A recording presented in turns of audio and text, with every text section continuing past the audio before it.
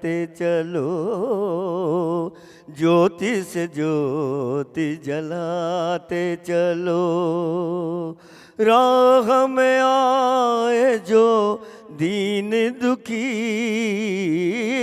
राह में आए जो दीन दुखी, सबको गले से लगाते चलो, ज्योति से ज्योति जलाते चलो, ज्योति से ज्योति जलाते चलो। दुनिया में ऐसा कहाँ सब का नसीब है, दुनिया में ऐसा कहाँ सब का नसीब है। कोई कोई अपने गुरु के करीब है, दुनिया में ऐसा कहाँ सब का नसीब है।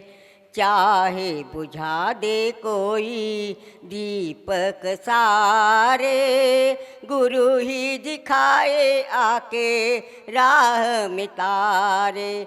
गुरु है करीब तो नसीब है, दुनिया में ऐसा कहाँ सब का नसीब है। आँख भरी है मेरी पथ अंधियारा, राह न सूझे तो दे दो सहारा। गुरु है करीब तो नसीब है, दुनिया में ऐसा कहाँ सब का नसीब है। ओम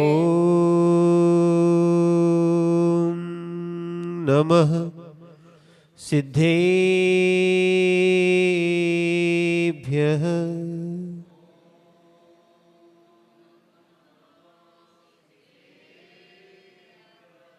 ओम नमः सिद्धेभ्यः।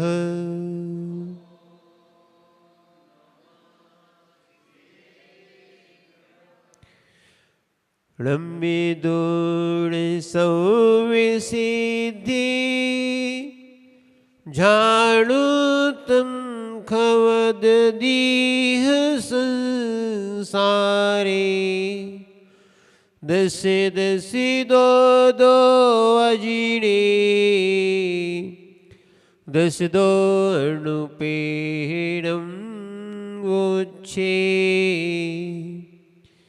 नमो अरहंताणं, नमो सिद्धाणं, नमो आयिरीयाणं, नमो वैज्ञायाणं, नमो लोहि सौविसाऊणम्। कुंदने वैण धवल गति, सम्यक जिनका धाम। ऐसे गुरु विरागी को सत्सत्य बार प्रणाम, सत्सत्य बार प्रणाम, सत्सत्य बार प्रणाम। जय बोले अनंतानंद सिद्ध परमेष्ठी भगवान की। देवादिदेव एक जड़सी ऋषभदेव भगवान की। देवादिदेव एक जड़सी चिंतामणि मूलनायक पार्श्वनाथ भगवान की। देवादिदेव एक जड़सी वर्तमान शासन नायक भगवान महावीर स्वामी की। परम पूज्य आचार्य भगवान कुंद कुंद स्वामी की। परम पूज्य आचार्य भगवान आदिशंकर जी महामुनिराज की। परम पूज्य आचार्य भगवान दादा गुरु विमल सागर जी महाराज जी की। परम पूज्य आचार्य भगवान समाधि सम्राट गणाचार्य गुरु और विराग सागर जी मुनिराज की। परम पूज्य आचार्य भगवान विशुद्ध सागर जी मुनिराज की। अहिंसामय जैन धर्म की।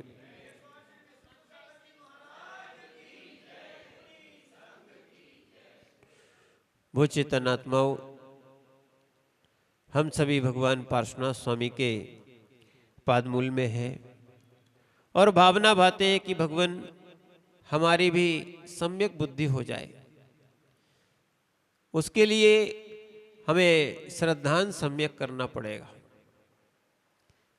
वास्तविकता तो अभिप्राय जैसा होता है वस्तु वैसी दिखने लगती है। क्या है? अभिप्राय जैसा होता है वैसी हमें वस्तु दिखने लगती है, वहां हमारा ध्यान जाने लगता है। जहां हमारा अभिप्राय होता है वहां ही कार्य की सिद्धि होती है, जहां अभिप्राय नहीं होती उन कार्यों की सिद्धि भी नहीं होती है। दृष्टि की अगर बात कहें, सामान्य देखने वाली दृष्टि की बात कहें, जो आप देख रहे हो ना, देखना चाहते हो वही दिखता है, और चीजें नहीं दिखती आपको। समझो आप बात को। क्या है? आप जो देखना चाहते हो वही दिखता है, और चीजें जो है ना वो नहीं दिखती है। जब अन्य जगह आप दृष्टि डालते हो तो वो अन्य वस्तुएं दिखती हैं।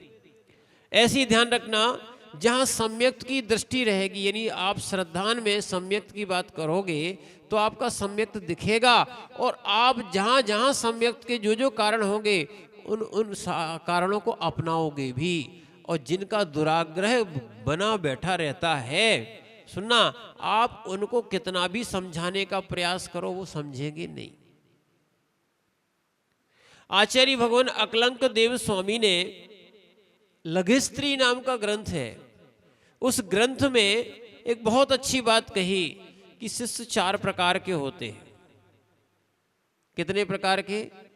4 प्रकार के होते हैं। एक तो ज्ञानी या प्रज्ञाशील कह दे, दूसरा होता है अज्ञानी, तीसरा होता है संशयी, और चौथा होता है विरोधी। समझना, आचार्य महाराज कहते हैं 2 प्रकार के शिष्यों को पढ़ाना नहीं चाहिए। कौन कौन से? जो पहले ही से ज्ञानी है, या तो वो पढ़ेगा नहीं, वो पढ़ा के कोई मतलब भी नहीं है। दूसरा जो विपरीत है, उसको कितने ही समझाओगे वो समझेगा ही नहीं। अभिप्राय में विपरीत ही बैठा है, वो लेके ही बैठा है, तो वो समझने वाला नहीं है। लघिस्त्री का इस विषय को बहुत अच्छे से समझने का प्रयास करना। बोले 2 को समझाओ। कौन? जो अज्ञानी हो। क्या हो? इसको लोभ दे के, भय दे के, और कहीं ना कहीं उसको समझाओ।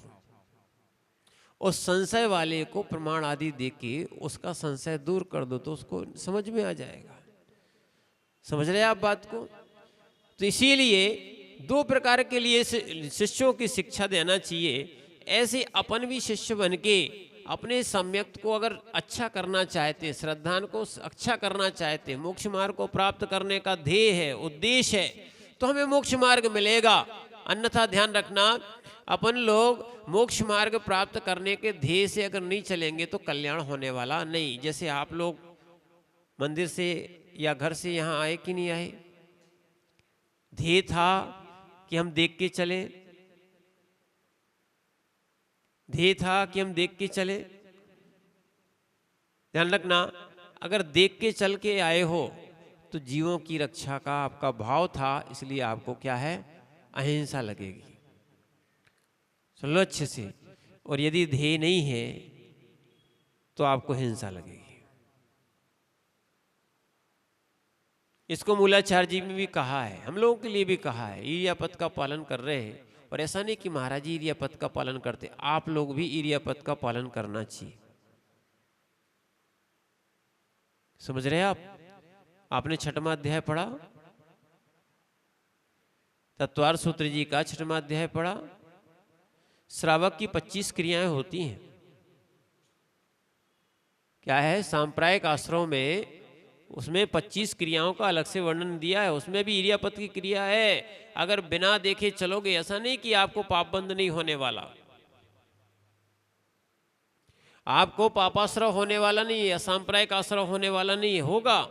ऐसा नहीं कि महाराज देख के चले तो उनके लिए नहीं होगा, और नहीं चले तो उनको होगा। और हम लोग को तो कुछ दिक्कत नहीं है कि वो इरियापद का पालन कौन करे, देख के कौन चले, महाराज या मुनिराज। समझ रहे आप बात को? नहीं, सबको करना चाहिए। क्या है? मूलाचार्य जी में ही लिखा है, मरुदुवा जीवदुवा ऐचार निश्चिता हिंसा पैदस्यर्थ बंदो हिंसा मित्र समासीण। यानी जीव मरे या ना मरे, यदि आयतनाचार पूर्वक चल रहे हो तो हिंसा लगेगी।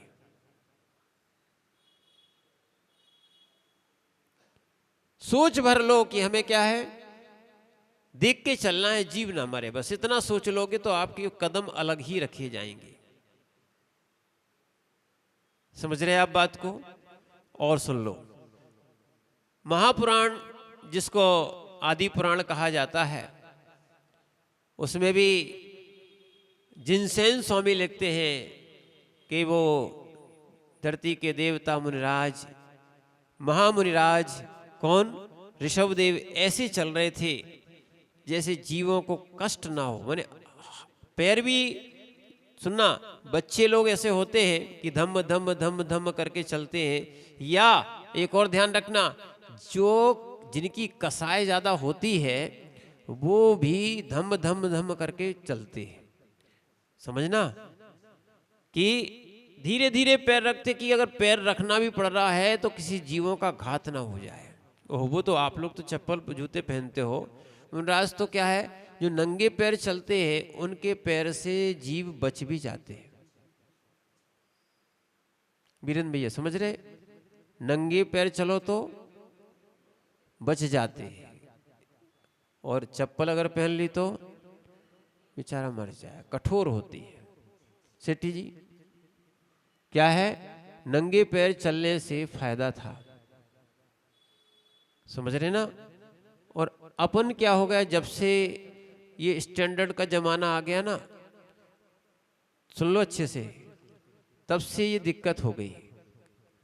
एक बार एक प्रश्न हमसे किया गया एक जन ने, पन्ना की बात है, क्योंकि आजकल चप्पल तो हर जगह चल रही ना, समझ रहे ना बात को? तो एक जन बोले कि महाराज जी चौके में चप्पल चल सकती कि नहीं चल सकती? मैंने कि चौके में चप्पल चल सकती है। चप्पल चलेगी तो चप्पल चलेगी।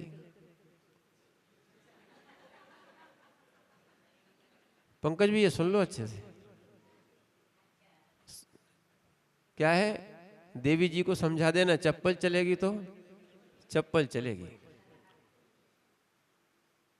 क्या बोले? यानी जैसे ही जीव क्या है, ये जूते चप्पल पहन लेता है, फिर वो इरियापथ का पालन करना ही भूल जाता है। कांटे और कंकड़ के चक्कर में, गंदगी के चक्कर में कम से कम नीचे तो देखोगे। समझ रहे? और सुन लो, मंदिर अगर आप आ रहे हो और चप्पल नहीं पहन के आए हो तो भगवान का ध्यान कम और चप्पलों का ज्यादा होता है। नंगे पैर आ जाओ, पैर धो लो। और अच्छा है, कई लोग ऐसे ऐसे बच्चे लोग ये तर्क देते हैं कि जब पैर गंदे हुए नहीं है तो धोए क्यों? ठीक है ना? और आजकल के बच्चे जो है ना, वैसे कंप्यूटर माइंड वाले हैं, तुरंत तर्क देते जब गंदे नहीं हुए तो धोए क्यों। सबसे पहले तो क्या है, नंगे पैर आना चाहिए, हिंसा नहीं होती। उसके बाद आप पैर धो, पूरे धोना चाहिए, आगे से नहीं। तो कई लोग चौके में भी यही करते, आगे के धो लेते, एड़ी नहीं धोते पीछे की। क्या है, दोनों जगह धो, गंदगी नहीं होना चाहिए। और पैर धोने के बाद फिर मंदिर जी में प्रवेश करना चाहिए। समझ रहे हैं आप बात को? ऐसे ही चौके में भी जो है ना, आप नंगे पैर ही उपयोग करें। अगर ठंड भी बढ़ती है ना, उसका समाधान है, आप पाटा पर रखो ना, पाटे पे खड़े हो जाओ, कोई दिक्कत थोड़ी है, थोड़ा बड़ा बना लो। समझ रहे हैं आप बात को? पर अगर आप चौके में भी चप्पल चलाओगे तो कैसे काम बनेगा? चप्पल पहनने से हिंसा होती है। समझ रहे हैं आप बात को? और यदि आप नंगे पैर चलते हो तो आपका अभिप्राय क्या है? जीवों को बचाने का। अगर धोखे से हो गया, मूलाचार्य जी में लिखा है कि अगर धोखे से पैर रख गया, एक तो वो बच जाता है, ठीक है, पोला पैर है तो वैसे ही आधा पोला रहता है, थोड़ा सा उठा हुआ रहता है, पूरा जैसी चप्पल होती है, जूता होता, फ्लैट नहीं होता। अपना पैर क्या है, देख लेना कभी आपने, चाहे पैर उछाले हो, चाहे पानी से हो चाहे अन्य चीज़ों से हो, पूरा पैर बना हुआ नहीं आता, उसमें जीभ बचने की एक उम्मीद होती है। और ध्यान रखना अपना पैर भी सेंसिटिव होता है कि अगर कोई जीव आता है तो अपन वैसे ही उठा लेते, वो सेंस आपके नीचे चप्पल आदि में नहीं बनेगा। क्या है, आप सावधान हो जाते, तुरंत उठा देते, तुरंत अलग कर देते। तो कहने का अर्थ है इससे जीव की भी विराधना बच सकती है और उद्देश्य भी होना बचाने का। तो आपके क्या है, जीव की विराधना बच सकती है और आपके अहिंसा का पालन होगा।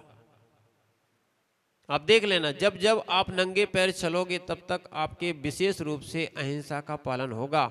मन में एक बार आएगा कि जमीन को देख के चले, कहीं गंदगी या कांच या कांटा कहीं लग ना जाए। समझ रहे? और हम लोगों के लिए भी अगर कांटा लगता है, गुरु महाराज कांटे की जगह प्रायश्चित और देते हैं, क्योंकि ये पता लग जाता है कि नीचे देख के, हाँ कोई बहुत बारीक चीज हो तो बात अलग कि तार है, कहीं कोई चीज दिख नहीं रही है, बहुत छोटा कट्टा है लग गया, पर अगर कोई बड़ा लगा है तो देख के नहीं चले। समझ रहे आप बात को? और जो देख के नहीं चल रहा है उसके अहिंसा का पालन कहाँ हो रहा है? क्या है? और सुन लो, जो व्यक्ति नीचे देख के चलता है उसकी गति ऊपर होती है, जो ऊपर देख के चलता है उसकी गति नीचे होती है। सीधी सीधी बात। अच्छे समझ रहे हैं आप बात को?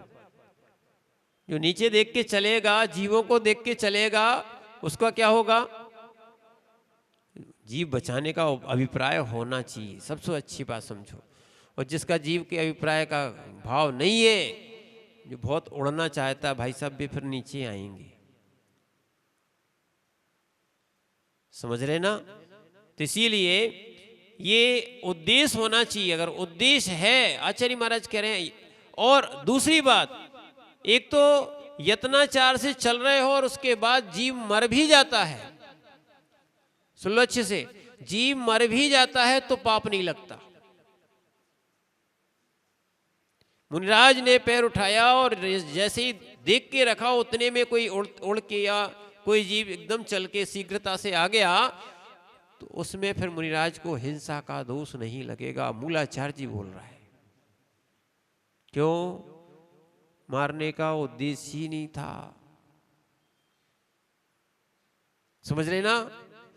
ऐसे ही ध्यान रखना, ये तो अहिंसा का उपयोग बताया। वैसे ही अगर सम्यक्त की बात आपको समझ में आएगी कि अपन को मोक्ष मार्ग प्राप्त करना है, भगवान ने जैसा कहा है, शास्त्रों में जैसा लिखा है, वैसा हमें चलना चाहिए, तो आप जो है ना अपने अंदर घृणा की दृष्टि नहीं रखेंगे। जो हमने आपसे कही कि घृणा की दृष्टि जहां आ जाती है, ग्लानि की दृष्टि जहां आ जाती है, वहां हर वस्तु में दोष ही दोष दिखने लगते हैं।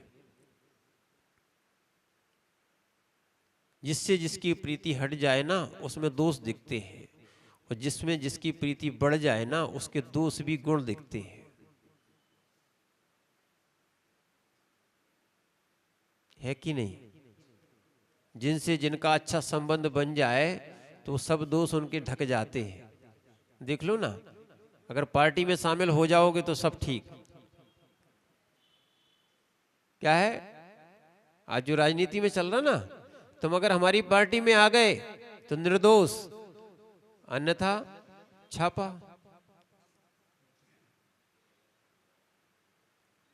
ऐसे हो रहा कि नहीं हो रहा है? ये क्या है, वो राग के कारण जीव दोष को भी छुपा लेता है, और जहां राग नहीं होता है वहां गुण भी दोष रूप दिखने लगते हैं। इसलिए अपन को इस राग को ही समाप्त करना है। नहीं हो सकता है तो कम से कम अनुराग तो बनाओ। देव शास्त्र गुरु से अनुराग करना चाहिए। मूल तो अपन को वीतरागता प्राप्त करने के लिए क्या है, राग को समाप्त करना है। तो अगर राग समाप्त नहीं हो रहा तो अनुराग तो करो, देव शास्त्र गुरु से क्या करो, क्या है, क्योंकि राग में ही सारे युद्ध होते हैं, राग में ही कर्म का बंध होता है, राग में ही दोष भी गुण रूप दिखने लगते हैं। समझ रहे? और राग में ही ध्यान रखा कि आप राग में ही दूसरे के दोष को भी छुपा लेते हो, समझना। इसीलिए ग्लानि भाव नहीं होना चाहिए। आचार्य महाराज बोल रहे हैं निर्विचिकित्सा अंग का पालन करना अपन को। कौन सा? हाँ, ग्लानि भाव खत्म हो जाए। और अगर ग्लानि भाव खत्म हो जाएगा तो आप फिर प्रत्येक जीव से वही दया का भाव रखोगे। जैसे अपन जीना चाहते वैसे सारे जीवों को सोचेंगे कि ये भी जिए, इनको हम बाधा ना दें। अहिंसा भी पालन होगा और दया भी आएगी, समझना। एक इंद्री से लेके प्रत्येक पंचेंद्री तक के जीव में भगवान बनने की सामर्थ्य है, शक्ति है, समझना। जैसा हम सुख चाहते हैं वैसा दूसरा भी चाहता है। अगर इस अभिप्राय को लेके अपन काम करना शुरू कर देंगे, जगत में मैत्री भाव आ जाएगा। और एक और ध्यान रखना, लोग प्रगति तो चाहते हैं पर मैत्री नहीं चाहते। मैत्री से प्रगति होती है। किससे होती है? देश देख लो, आज वर्तमान में भारत की मैत्री बढ़ गई है तो क्या है? प्रगति चल रही हो। जहां पर द्वेष हो गया है वहां पर युद्ध चल रहे, हिंसाएं हो रही। ये यहीं से आए। अपने यहां तो मैत्री भाव लिखा ही है। क्या है? वास्तविकता में धर्मात्मा वही है जिसको शत्रु नहीं दिखता, भगवान आत्मा दिखता है। दृष्टि बदल जाती है। भगवान बनना है, धर्म ध्यान करना है तो शत्रु भाव क्या है? समाप्त करना पड़ेगा। हाँ देखो, भगवान पार्श्वनाथ जी मूल नायक है कि नहीं? अच्छा ये बताओ, भगवान पार्श्वनाथ स्वामी के शत्रु कौन थे? कौन थे? कौन ने कहा?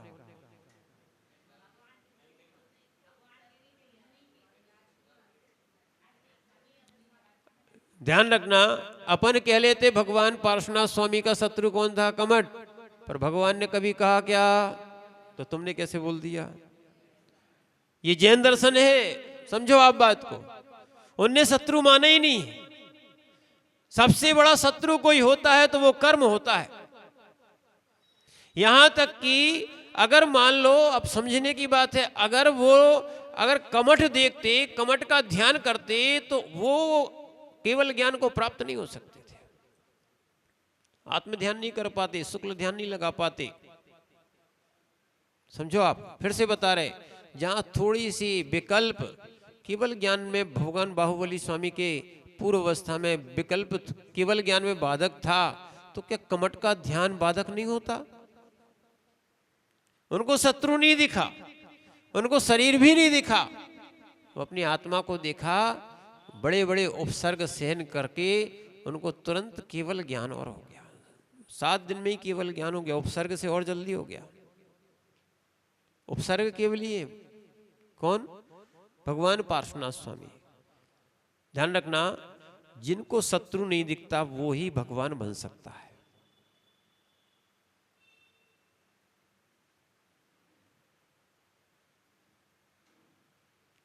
जिनको ग्लानि नहीं दिखती वो ही सम्यक दृष्टि बन सकता है। जिनको हर जगह ग्लानि आती है, समझो आप बात को, आप उस वस्तु को समझने का प्रयास करो। सबसे पहले तो क्या है?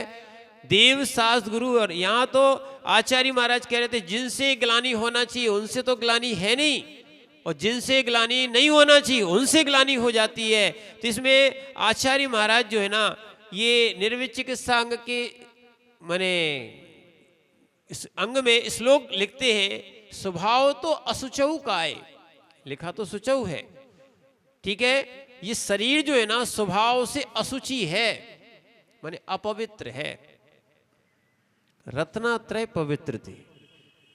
ज्ञानी सुनो, रत्नात्रय से ये पवित्र होता है। शरीर किससे पवित्र होता है? किससे पवित्र होता है? अब आप लोग ने रत्नात्रय लिए ही नहीं तो कैसे पवित्र होगा?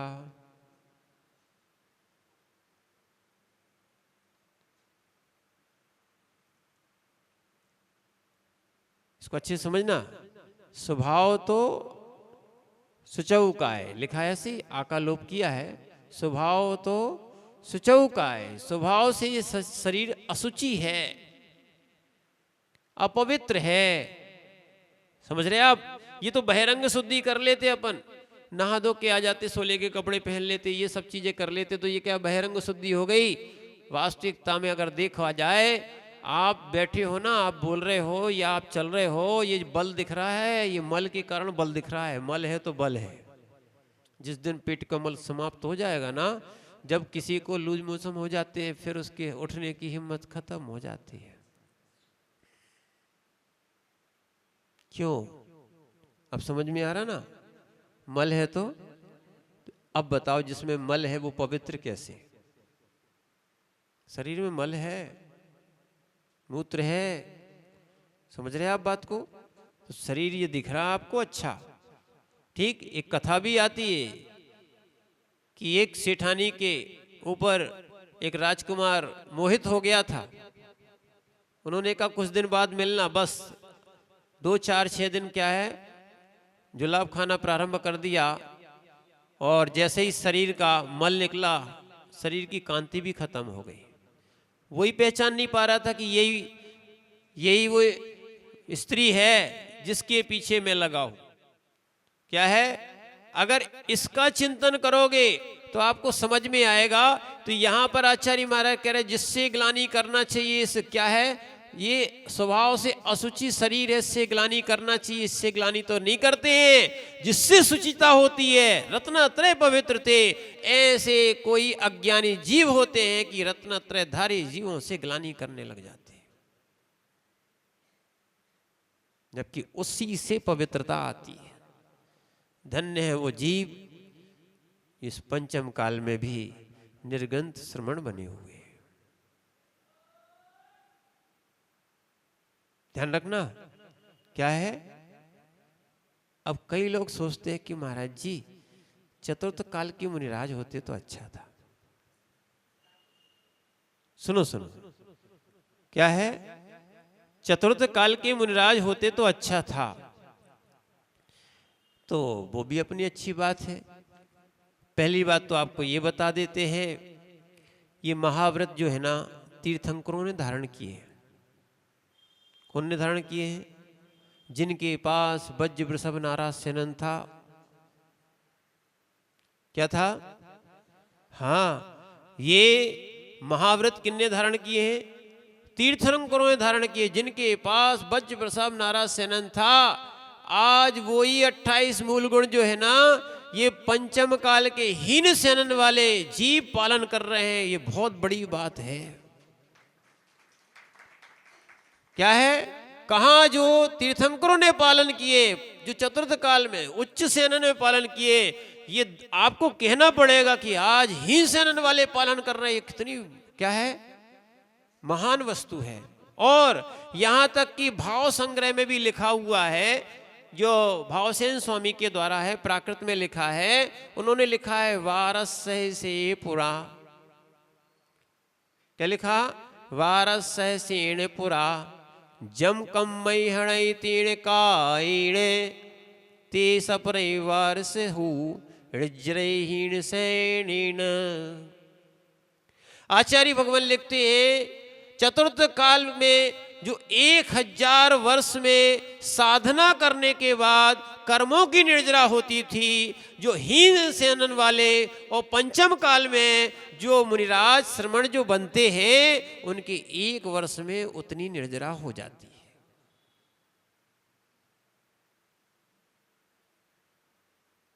अब तुलना करो, 1000 वर्ष किसके? चतुर्थ काल के, और 1 वर्ष किसका? पंचम काल का। भाव संग्रह में लिखा है चतुर्थ काल मुनिराज 1000 वर्ष की साधना कर ले, और वर्तमान के मुनिराज 1 वर्ष की साधना कर ले। दोनों बराबर है। समझ रहे हैं आप बात को? क्या है? उस समय देश काल ऐसा था कि सारी अनुकूलताएं थी, सुनो आप बात को, आज है ना, आज बिल्कुल प्रतिकूलताओं में मुनिराजों का आहार विहार दीक्षा बहुत से कारण बन रहे। श्रावकों के बीच, वो भी नगरों में रहना, जो तीर्थंकर नहीं रह पाए, सुन लो, उनको नगर छोड़ के वो कहाँ गए, वन में। उनके पास उच्च सेनन था। आज के वर्तमान साधकों के लिए, श्रमणों के लिए कहाँ रहना है पड़ता है? गाँव में रहना पड़ता है, शहरों में रहना पड़ता है। आप विचार करो, ये और मन को चंचल करने वाला बहुत सा कारण मिलता है। कसाय उत्पन्न करने वाले बहुत से निमित्त मिलते हैं। सुनना, अब ब्रह्म की दृष्टि उत्पन्न करने वाले बहुत से साधन, बहुत सी चीजें मिलती है। समझ रहे? जहां पर कुछ चीजें नहीं थी, मात्र वन था, कई खंडर थे, वहां बस दिखता था कि हाँ ये वास्तविकता में वैराग्य की दृष्टि है। यहाँ तो सब संसार दिखता, उसके बीच में भी क्या है, अपने व्रतों का पालन करना बहुत दुर्लभ वस्तु है।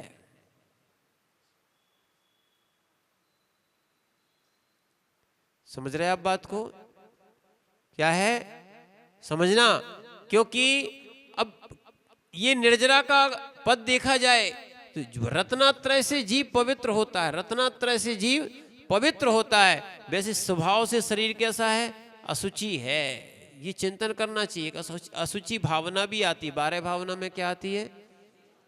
जहां देह, हाँ, देह भी अपनी नहीं है, समझ रहे आप, वहां ना अपना कोई, ये अशुचि भावना में कहा जाता है। तो ऐसी अशुचि भावना से चिंतन करना चाहिए कि इस शरीर से नॉर्मल क्या है, दरवाजों से बिल्कुल मल बहता रहता और हम उसकी लालसा करते हैं, समझना, उनके सुखों की बात करते हैं। तो यहाँ आचार्य महाराज कह रहे हैं कि रत्नात्रय को जिन्होंने धारण किया है, स्वभाव से शरीर कैसा है? अशुचि, पर रत्नात्रय जिनसे माने जिन्होंने धारण किया है उनसे ग्लानि नहीं करना चाहिए। स्वभाव तो अशुचौ का है, रत्नात्रय पवित्रते, निर्जुगुप्सा गुणर्पीतिर, उनसे ग्लानि, जुगुप्सा का अर्थ होता है ग्लानि करना, निर्जुगुप्सा का अर्थ होता है ग्लानि नहीं करो। गुण प्रीति, गुणों में अनुराग करो ना आप। कि धन्य की पंचम काल में भी महाव्रतों को धारण किए। समझ रहे आप बात को? आचार्य भगवान समंतबद्ध स्वामी के काल में जितना, क्योंकि वो तो राजपुत्र थे, जितना राजा बनना श्रेष्ठ नहीं माना जाता था, सुन लो, उतना मुनिराज बनना श्रेष्ठ माना जाता था। आज कोई IAS IPS में निकल जाए कोई बड़ी बात नहीं है। लगभग 100-150 सीटें हर साल निकलती ना, कितनी है? ठीक है ना, 700 मान लो, ठीक है, आप बोल रहे तो 700 IPS रोज माने हर साल निकलते हैं, पर 700 मुनिराज हर साल नहीं बनते।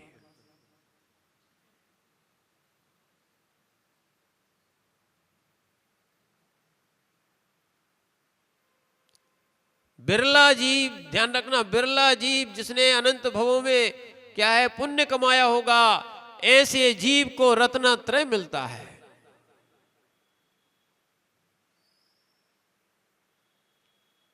हम लोगों ने कई भवों से ये कार्य किया होगा, जो आज क्या है, ये हम लोग को निर्गंत अवस्था, बहुमूल्य अवस्था हम लोग को मिली। हम लोग का सौभाग्य है कि हम लोग को रत्नात्रय माने ये पालन करने के लिए मिल रहा है।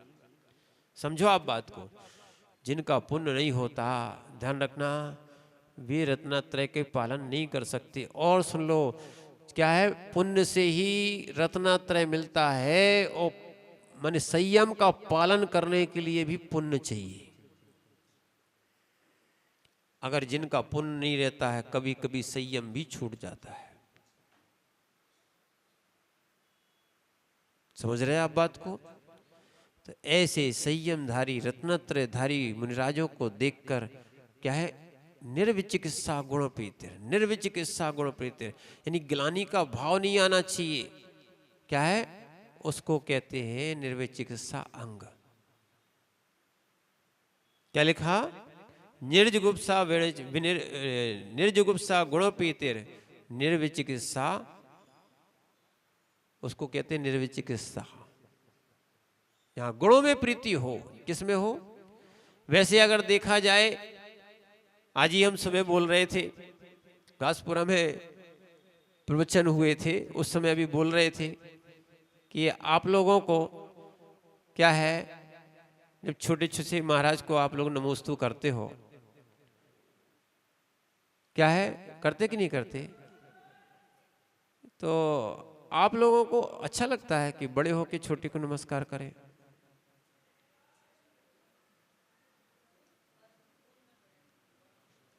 अरे आयु की देख रहे, लंबाई में देख लो, आयु में देख लो।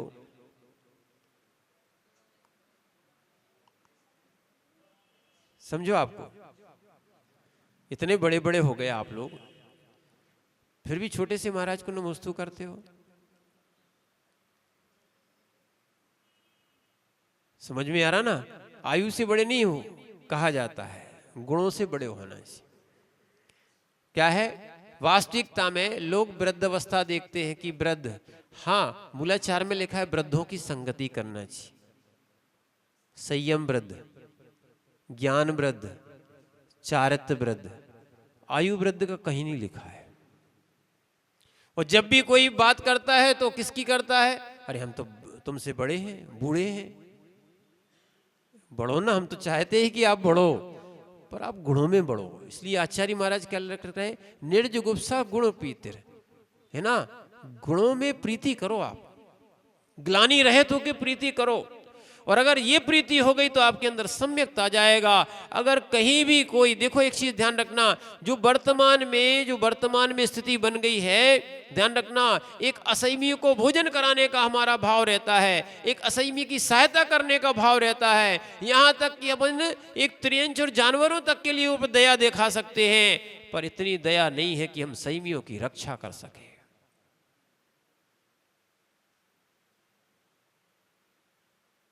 गुण प्रीति नहीं है। अगर हम आपको सही बताएं ना, अगर हो सकता है किसी कर्म के उदय से किसी भी साधक जन का उसमें चतुर्विध संग आ गए, कहीं उपसर्ग आ गया, कहीं कोई बीमारी आ गई, सुनना, और अब हम आपको सही बताएं ना, जब तक अच्छे प्रवचन दे रहे हैं, जब तक पूजा हो रही है, दुनिया घूम रही है, समझो, अरे ये बातें छोड़ दो, कोई बूढ़े महाराज मिल जाए आपको, है ना, कोई चौका तक नहीं लगा, लेने नहीं जाएगा। और तो हम तो खुद कह रहे हो, आपको क्या बताएं, हमने तो क्षमा सागर जी को भी देखा है कि जब बोलते थे हजारों लोग सुनते थे, जैसे ही आवाज बंद हो गई 4 लोग मुश्किल से बैठते थे।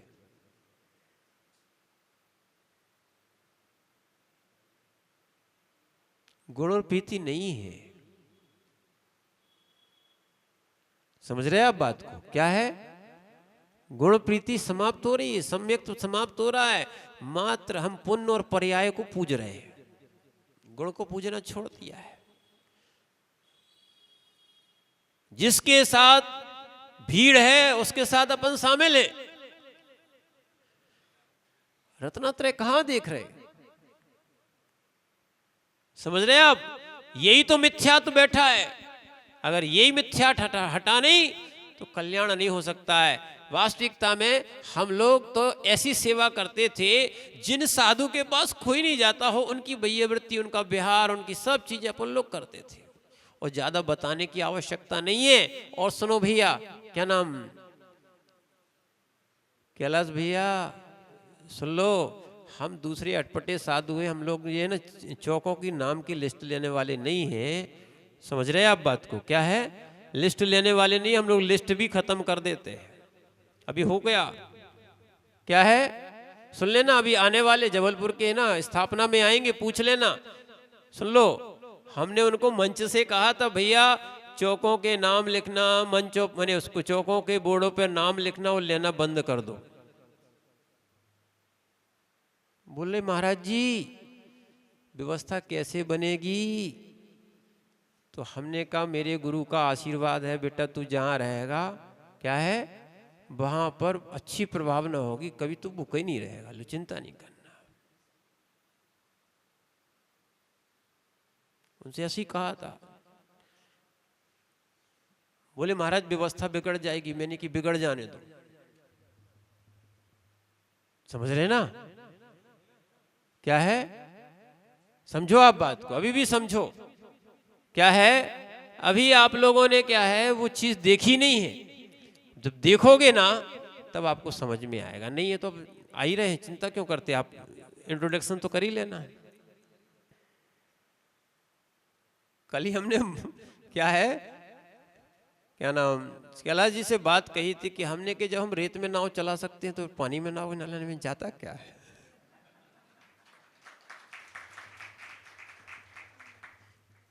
क्या है, हमने बोला ना हम लोग तो वैसे ही पार्श्वनाथ स्वामी के ही शिष्य हैं, उपसर्ग आने ही आना है। समझो आप बात को क्या है। नहीं ये बार बार कहते थे हमने कि चिंता नहीं करो, क्योंकि लोग गुण देखने नहीं आएंगे, क्या है वो दोष देखने आएंगे। नहीं मिलेंगे तो फिर पूछ लेंगे भैया ठीक है। पहले दृष्टि क्या रहेगी, कहां उनके पास सम्यक्त है, कहां निर्विचिकित्सांग है। ध्यान रखना क्या है, आपको देखा बोला गया था कहीं और आप पहुंच गए कहीं। समझ रहे हैं आप बात को?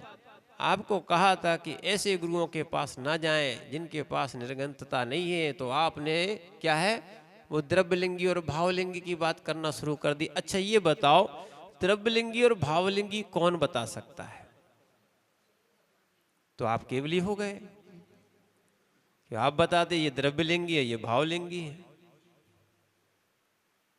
नहीं, पालन अच्छे से करना चाहिए, शक्तिता करनी चाहिए। क्या करना चाहिए? समझ रहे हैं आप बात को? और अभी आप लोगों ने सुना नहीं है, गलत सुन लिया और समझ लिया है। ध्यान रखना तत्वार्थ सूत्र के बिल्कुल आगम के आधार से ही आपको प्रमाण देंगे, और यदि प्रमाण नहीं मानोगे तो आप अप्रमाण है। वैसे ही अप्रमाण है, अप्रमाण को प्रमाण देना ही नहीं चाहिए। जो संशय वाला है उसको प्रमाण दो तो उसका क्या है, अज्ञानी है उसको प्रमाण दो तो मान जाएंगे। अब जिसको मानना ही नहीं है उसके सामने तो साक्षात तीर्थंकर भी आ जाए, नहीं मानने वाला। जैसे कि भगवान ऋषभ देव के सामने मारीची ने बात नहीं मानी, समोसरण छोड़ दिया। और सुन लो अच्छे से क्या है, कम से कम 100 सागर की आयु भटका भगवान महावीर स्वामी का जीव। ऐसे जो देव शास्त्र गुरु को नहीं मानेगा उनसे ग्लानि करेगा। ध्यान रखना, न पंथ को देखकर, न कोई संत को देखकर, न संग को देखकर। समझो आप बात को, अपन को तो गुण प्रीति होना चाहिए। क्या है, कैसी होना चाहिए? गुण प्रीति होना चाहिए। समझ रहे हैं आप बात को? इस तीसरे अंग में उद्यान राजा प्रसिद्ध हुआ है। कौन सा?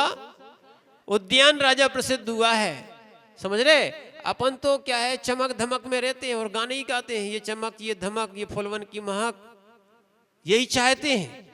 पूजा और पाठ का फल क्या, ये यही चाहते हैं। तो अपन को महाराज भी गोरे गोरे चाहिए। सही बात बता दे तो अब क्या बताएं आप तुमसे। गुण नहीं देखते। एक दिन अच्छे से समझ जाओगे ना तो अच्छा आनंद आएगा। समझना, रेण सार जी में लिखा है, होगी चातुर्मास में वाचना, अच्छे से पढ़ना। जो चरम को देखता है वो चर्मकार होता है, वो जैनी नहीं होता है, वो गुण प्रीति वाला नहीं होता है। ज्ञानियों चरम को नहीं देखना चाहिए, धर्म को देखना चाहिए।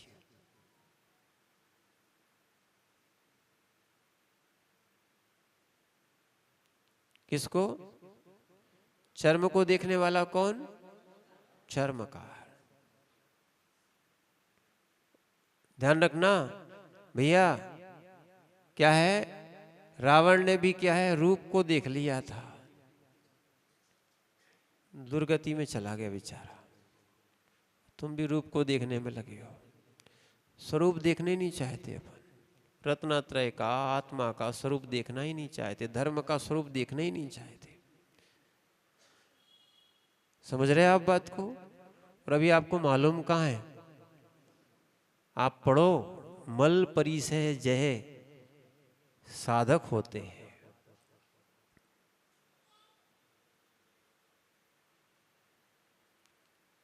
मल परिसय जय साधक होते।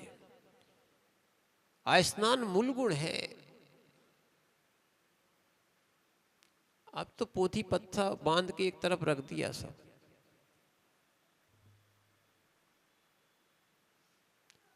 धर्म से अनुराग नहीं है। आज तो व्यक्ति विशेष से, संघ से, संप्रदाय से, पंथ से, सबसे राग हो गया है। क्या है? ये हमारे हैं, ये तुम्हारे हैं। जब भगवान भी कह दिया, क्या है बीरेंद्र भैया, ये हमारा मंदिर है, बोलो ना, अरे बोलो ना।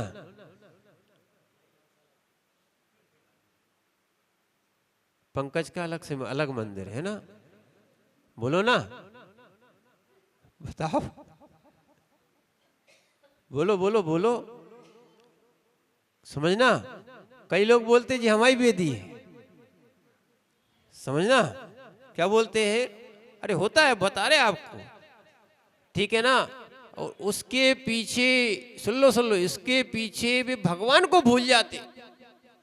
और कभी कभी ऐसे, आप क्या नहीं है, कभी कभी ऐसे मैंने गांव देखे भी कह रहे थे हम इनके मंदिर जाएंगे नहीं। ऐसे ऐसे तक विवाद हो गए। क्या है? समझो आप बात को। अब ये बताओ, अब ये पूछना चाहते हैं, क्या नाम पंकज भैया, आपके मंदिर में पार्श्वनाथ तो है ही नहीं है। कैसी बातें करते हो, भी तो बीरेंद्र भैया की है। समझ रहे हैं आप बात को?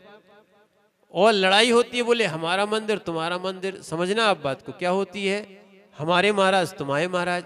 अब देखना बात को। अब गुण प्रीति तो छूट गई। अब ये बताओ, बेई 24 तीर्थंकर इस भगवान, इस मंदिर में बेई 24 तीर्थंकर, दूसरे मंदिर में लड़ाई का है कि भगवान तो बेई है।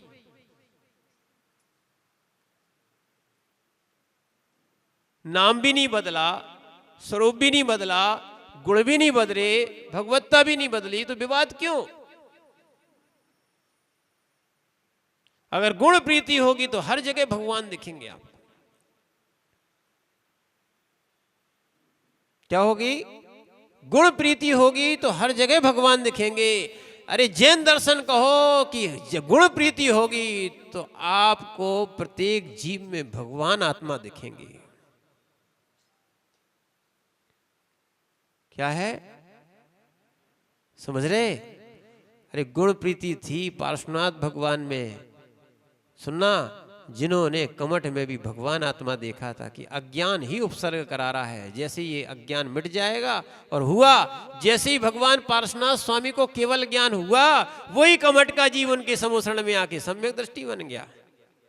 अपनी यहां निंदा ग्रह आलोचना भी की। लो, समझ रहे आप बात को? आज तक अपन एकांत दृष्टि बना के रखते हैं कि कमठ को कमठ ही बोलते रहते, उसको क्या शत्रु ही बोलते रहते। वो सम्यक दृष्टि जीव बन गया। क्या है? यहां तक कि अंजन चोर को चोरी बोलते, क्या है, भगवान बन गए। कौन? समझ रहे आप बात को? आप नित्य कूटस्थ देख लेते, जो जैसा है वो वैसा ही होगा। ऐसे ही रहेगा क्या? परिणमन नहीं होगा क्या? परिणामों में परिणमन होता है। जब पर्याय में परिणमन होता है तो परिणाम भी एक पर्याय है, परिणमन होता है। आज गलती हुई है तो सुधार भी होगा, अगर सद ज्ञान मिला है तो। समझ रहे हैं आप बात को? क्या है? आप हमेशा एक वस्तु को देखने के विचार में नहीं रहो, परिणमन होगा। देखो, कोई स्थायी रहने वाला नहीं है। प्रत्येक द्रव्य में, प्रत्येक पर्याय में परिणमन होता है। और जो नियम से एक ही देख लिया, दोष ही देख लिए, सुनो, तो फिर कभी जो जिसमें दोष है, यानी जैसे अभी आपको बताया, चाहे रावण हो, भी कभी भगवान बन ही नहीं सकते। क्यों भैया? बन सकते क्या? क्या है? क्या है? जैसे अंजन चोर है, उसको चोरी देखते रहो, भी भगवान मानो ही नहीं उनको तुम कभी। समझना आप बात को? जिसकी दृष्टि में जिसको जैसा देख लिया, ये तो एकांत दृष्टि होती है। या दोष ग्रहण की दृष्टि होती है, जबकि गुण ग्रहण का भाव रहे। देखो क्या आपने मेरी भावना बनाई है, वो लिखी वाली तो अलग है, आपकी है क्या है, गुण ग्रहण का भाव ना रहे, दृष्टि दोषों पे जावे, ये मिथ्या दृष्टि है। सम्यक दृष्टि कैसे होते हैं, गुण ग्रहण का भाव ना रहे, ऐसे ही है ना। अच्छा, गुण ग्रहण का भाव रहे, दृष्टि दोषों पे ना जावे, पक्का है। अगर ऐसा करोगे तो आपको क्या है, ये निर्विचिकित्सा अंग आएगा, और ऐसा नहीं करोगे तो आपके निर्विचिकित्सा अंग का पालन नहीं हो पाएगा। अपन तो दोष देखने ही बैठे रहते हैं, समझना क्या है, अपन लोग बिल्कुल दोष देखने ही बैठे रहते हैं, ठीक है ना। और शायद आप लोगों ने बहुत जगह पढ़ा भी है कि अपन अगर निर्दोष देखें तो बात अलग है, दोष देखते हैं तो अपने अंदर देखो कि अपन निर्दोष हैं क्या।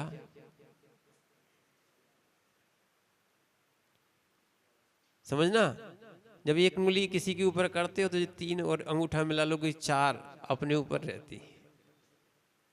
तो इसलिए समझने का प्रयास करो, अपने अंदर निर्दोषता लाओ, गुणों जो निर्दोष है क्या है, उनके गुण लेने का प्रयास करो। और सुनो धिया, जिनमें दोष नहीं है, 18 दोषों से रहित ऐसे भगवान होते हैं, और दोषों से रहित होने के लिए ही मुनिराज बनते हैं। समझ रहे आप बात को, क्या है, वे प्रतिक्रमण करते हैं, प्रायश्चित करते। और सुन लो, अगर उनमें दोष आ भी गए, हम मानते हैं कि एक कर्मजन्य मोहजन्य एक दोष आ भी सकता है, वे तो प्रतिक्रमण करते हैं, प्रायश्चित करते हैं, वो तो शुद्ध हो जाएंगे। और आप जो है ना कुछ नहीं करते हो, तो आप कैसे शुद्ध हो पाओगे।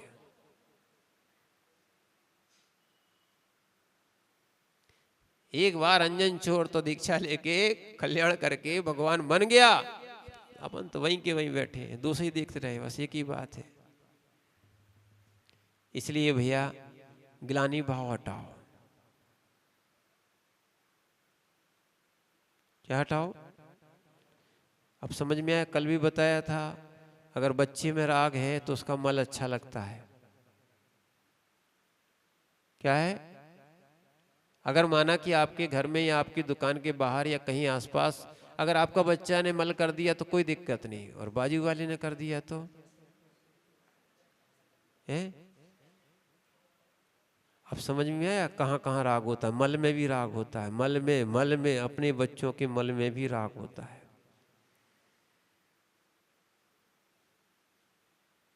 समझ रहे ना आप बात को, क्या है, सोच रहे। इसीलिए भैया समझने का प्रयास करो। आप इस देह से विरक्ति बढ़ाओ। अशुचि है, इसको देखो, क्या है, देह जिसको आप खूब खिला रहे हो, पिला रहे हो। सुनो भैया, ये साथ देने वाली नहीं है, ठीक है, ये यहीं रह जाएगी, इसमें से आत्मा निकल के चली जाएगी, ये यहीं रह जाएगी। कितने ही खिलाओ, कितने ही पिलाओ, पर ये जरूर है, अगर आपने उद्देश्य बना लिया सम्यक्त का, इस देह से विरक्ति हो जाएगी आपको। और वास्तविक इसका भी छोड़ना ही है, तो इससे राग क्या करना, इस देह को क्या करना है, छूटना ही है। जब छूटना है तो क्या राग करना, ये धारणा बना के रखना, पक्की बात है, आपको बता रहे हैं। देह से जब तक राग नहीं छूटेगा, देह भी नहीं छूटेगी। क्या है, निज देह से भी राग छूटना चाहिए, तो पर देह से तो छूटना ही छूटना चाहिए। और आज अपन लोग पर देह से भी राग कर रहे हो, निज देह से भी राग कर रहे। राग की बहुत बड़ी भूमिका है, समझना। इससे ग्लानि भाव आना चाहिए। किससे ग्लानि करना चाहिए थी, अशुचि शरीर से, समझ रहे। और इससे हमारी ग्लानि होती नहीं है। अपन बात वास्तविकता तो यही है, इसी को कहते विपरीतता। जिससे ग्लानि नहीं करना चाहिए उससे ग्लानि कर बैठे हैं, और जिससे ग्लानि नहीं करना चाहिए उससे ग्लानि कर रहे हैं। यही तो विपरीत होता है। और ये कहा जाए मिथ्या दृष्टि ऐसी विपरीत होता है कि सत को असत मानता है, असत को सत मानता है। ये तत्वार सूत्र के पहले अध्याय में दिया है। मिथ्यात्व और कुछ नहीं होता है ना। तीन ज्ञान जो है ना मिथ्या भी होते हैं। कैसे? सादस्तो रविशेषात यदुर्क्षलोप्रिरुन्मतवत। वो क्या है? सत को असत मानता है, असत को सत मानता है, ठीक है ना। मैंने अच्छे को बुरा मानता है, बुरा को अच्छा मानता है। जैसे व्रतों को अपन क्या मानते? बुरे हैं। पापों को क्या मानते अपन? अच्छे हैं। ये तो अपन ने पढ़ा दिया, सो अपन बोल देते हैं पाप खराब है, मंदिर में बोल देते हैं, ठीक है। और घर में क्या बोलते? पाप अच्छे हैं। समझ रहे ना आप बात को?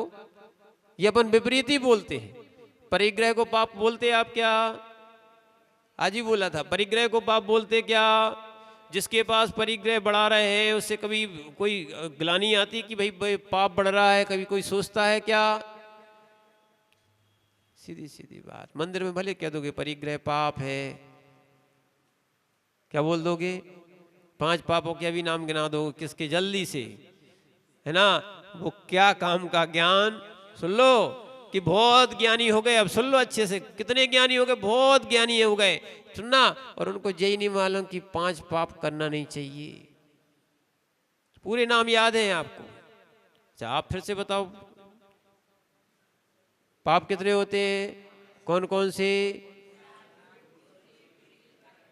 और करते कितने हो? तो अब क्या काम का ज्ञान?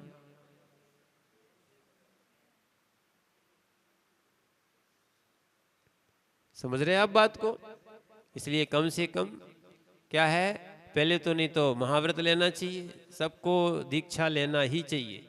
नहीं ले पा रहे हो तब, सक्षम नहीं हो, सब लोग समर्थ है, सक्षम है, शक्ति भी है, सुनना, सब ले सकते हो। नहीं ले पा रहे हो तो फिर अणुव्रत लेना ही चाहिए। जब सुकमाल जैसे मुनिराज बन सकते हैं, आप सुकमाल से सुकोमल तो हो नहीं। कोई है क्या यहाँ पे? क्यों भैया? सुकमाल से सुकोमल कोई है क्या? जब सुकमाल जैसे मुनिराज बन सकते हैं, ठीक है ना, तो अपन तो थोड़े अच्छे ही हैं। और देखो एक और चीज अच्छी आखिरी में बता दे रहे, समय आपका हो गया है, कि जब 1000 वर्ष की साधना 1 वर्ष में मिल रही है, ये घाटे का सौदा है कि फायदे का है? या ऐसा लगा लो 1000 दिन चतुर्थ काल के और वर्तमान का 1 दिन, मुनिराज के लिए भी और श्रावकों के लिए भी। आपकी निर्जरा भी बहुत ज्यादा होगी। क्या है? प्रतिकूलताओं में आप क्या है साधना कर रहे हो, प्रतिकूलता में धर्म ध्यान कर रहे हो, ठीक है। बहुत सारे लोग बोलते हैं बहुत परेशानी में हम लोग आ पाते हैं, बहुत लोग परेशान करते हैं, करने दो। अरे अपन को धर्म ध्यान करने का भाव हो रहा ना, ये बहुत बड़ी बात है। और ये अपन को मिल रहा है, ये बहुत बड़ी बात है, क्योंकि चतुर्थ काल में 1000 वर्ष और अपने 1 वर्ष, समझ रहे ना। तो आज के श्रावकों के लिए, श्रवणों के लिए जो धर्म ध्यान करते हुए मिल रहे हैं ना, ये वास्तविकता में बहुत बड़े पुण्यात्मा है। क्या कि जो 1000 वर्ष की साधना मात्र 1 वर्ष में कर लेंगे। समझ रहे हैं आप बात को? अपने पास अब कम समय है, इसीलिए अपन जितनी साधना कर ले उतनी अपनी निर्जरा होगी। ये आचार्य भावसेन संग्रह ने, भावसेन त्रिवेद्य स्वामी ने भाव संग्रह में लिख दिया है। इसीलिए अब अपन 1 दिन की पूजा करें तो सोच लेना चतुर्थ काल की 1000 दिन की पूजा हो गई अपनी। क्या है? और यदि 1 महाराज को आहार दे लिया तो क्या हो गया? अब 1000 महाराज बराबर आहार दे लिया अपन ने चतुर्थ काल के। सोचो। तो ऐसे आप अपने जीवन में थोड़ी सी एक नई अनुभूति लाएं, एक अपने आप को धर्म से एक माने धर्म से रमाने का या धर्ममय होने का एक प्रयास करें, क्योंकि अपन मिथ्यात्व में खूब रहे हैं, भोगों में भूग रहे हैं। अब अपन थोड़ा सा सम्यक्त में आए। अपना कुछ नहीं है, अगर मान लो उद्देश्य ही बदल गया तो पूरा कार्य बदल जाएगा। हम आपको बता रहे हैं, कई लोगों को मंदिर आना अच्छा नहीं लगता है, पर जब वो आने लगते हैं तो उनकी हैबिट बदल जाती है। जो कोई को पूजा करना अच्छा नहीं लगता है, बड़ी मुश्किल से लोग पूजा करते हैं, और 1 महीने जिसने लगातार पूजा कर ली फिर उसको पूजा बहुत अच्छी लगने लगती है। सुन लो आप, ऐसे ही धीरे धीरे बहुत सारी चीजें जो आपको लगती हैं बुरी हैं, जहां आप करने लग जाओगे आपको वो अच्छी लगेंगी। फिर क्या होगा? दूसरी चीजें आपको फिर बुरी लगने लगेगी, फिर आपको समझ में आएगा कि हाँ ये बुरा रास्ता हम बहुत दिनों से अपनाए थे, यहाँ तो अनादिकाल से अपनाए थे। इसीलिए अब ग्लानि को छोड़ें, रत्नात्रय से प्रीति करें। किससे करें? रत्नात्रय, रत्नात्रयधारी से, संयम से। अब जिसको संयम चाहिए है, मोक्ष चाहिए है, वो मोक्ष और मोक्ष मार्गियों से क्या कर रहा है? अप्रीति कर रहा है, घृणा कर रहा है। ऐसा जीव सम्यक दृष्टि बन सकता है क्या? समझ रहे ना? अपन को तो मल तक से घृणा नहीं करना चाहिए, शत्रु तक से घृणा नहीं करना चाहिए। वो कोई कर्म का उदय है जो हमारे लिए परेशान कर रहा है, ऐसा समझना चाहिए और अंदर से ग्लानि भाव निकालो तो अपना मोक्ष मार्ग प्रशस्त होगा। ये बोली भगवान महावीर स्वामी की, आचार्य गुरु विराग सागर जी महाराज जी की।